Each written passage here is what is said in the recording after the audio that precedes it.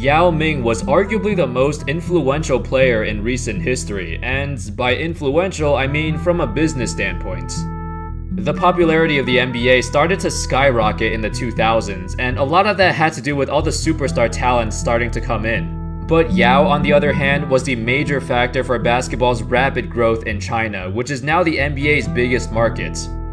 His drastic impact on the sport turned him into not only a superstar, but also a huge public figure, now serving as the president of the Chinese Basketball Association. Yao's success in all aspects of the sport helped him become a first-ballot Hall of Famer as he got inducted in 2016. So how good was Yao Ming on the courts? Was he ever considered to be a top 5 or top 10 player in the league? How's it going, fellas? My name's Andy, and today we're going to talk about Yao Ming and how good he was as a player.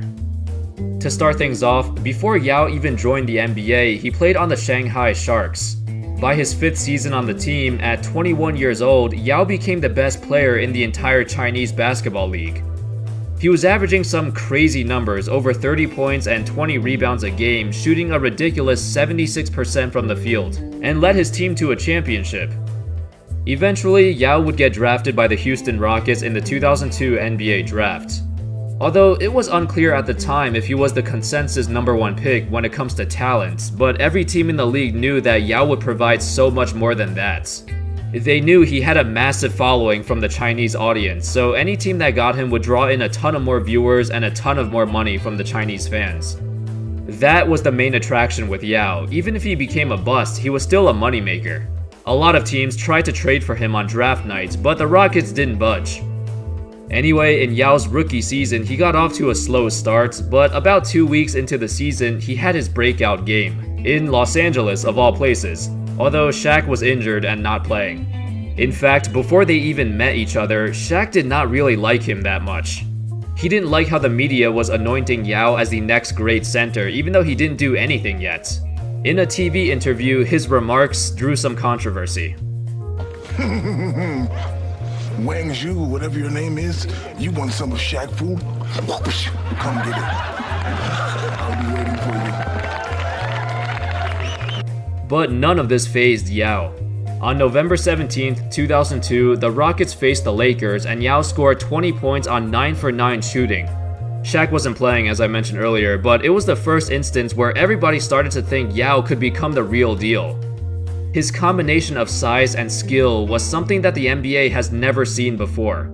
Yao stood at 7'5", and historically, players who are that tall are pretty limited.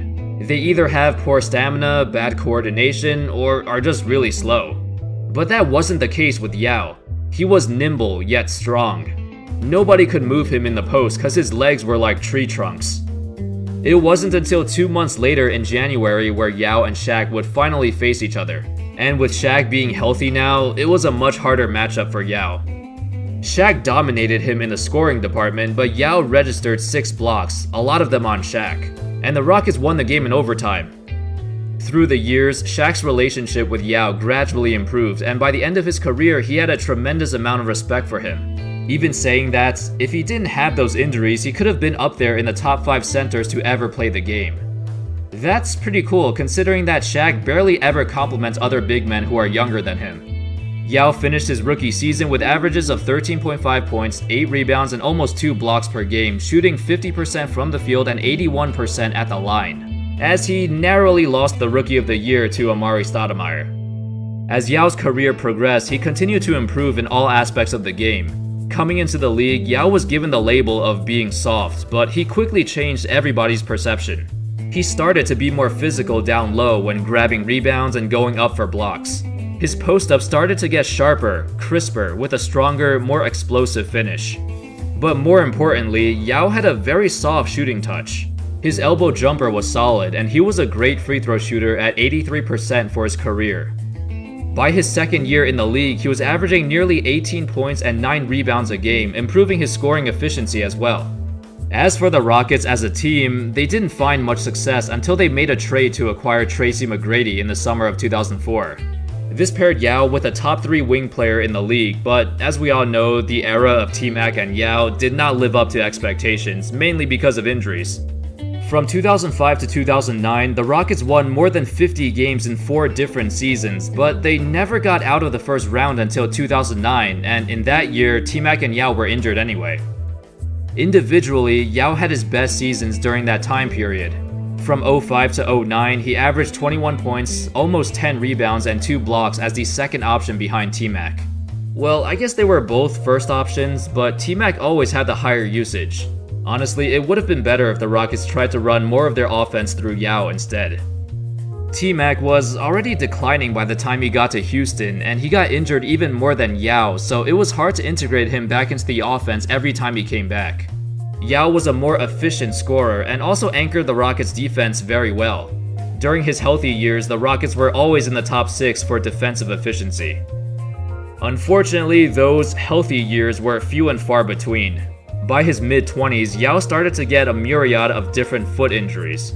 With multiple sprained ankles, broken toes, broken bones, a hairline fracture on his left foot, yeah, it was a lot. For a guy as big as Yao, foot injuries are the worst because they usually keep coming back. At 7'5", 300 pounds, the amount of stress that he put on his feet turned into a ton of problems. He even missed the entire 2009-10 season recovering from a stress fracture. And in reality, he never actually recovered from that. His last season would be 2010-11, where he played only 5 games and quietly retired at the age of 30. By the end of his career, he was 5-time All-NBA and an 8-time All-Star, although some of those All-Star selections were strictly from his sheer popularity, like in his final season where he played 5 games and still got voted in. So injuries aside, how good was Yao Ming actually? I honestly think he was one of the most complete centers the NBA has ever seen. He could shoot, he could pass, he was an elite post-up player and also shot above average from all areas of the floor. Well, he didn't take any threes, but if he played in today's game, he would definitely shoot them more. Yao was just so versatile. He never made any all-defense teams because the competition was tough, but he was still a great defender, always in the right place and knew how to use his big body to contest shots. Statistically, Yao doesn't look that impressive, but you gotta remember, he played with some very ball-dominant guards in his career and didn't have the chance to shoot like 20 shots a game. He would have easily averaged over 26-27 points per game if he could. Anyway, that's all folks. What are your thoughts on Yao? Would he be the best center in the league today? In a fantasy world where Yao stays healthy and never gets injured, I think he could have been a top 10 center of all time. Alright fellas, thank you so much for watching the video, hope you enjoyed it, and as always, I'll see you next time. Peace.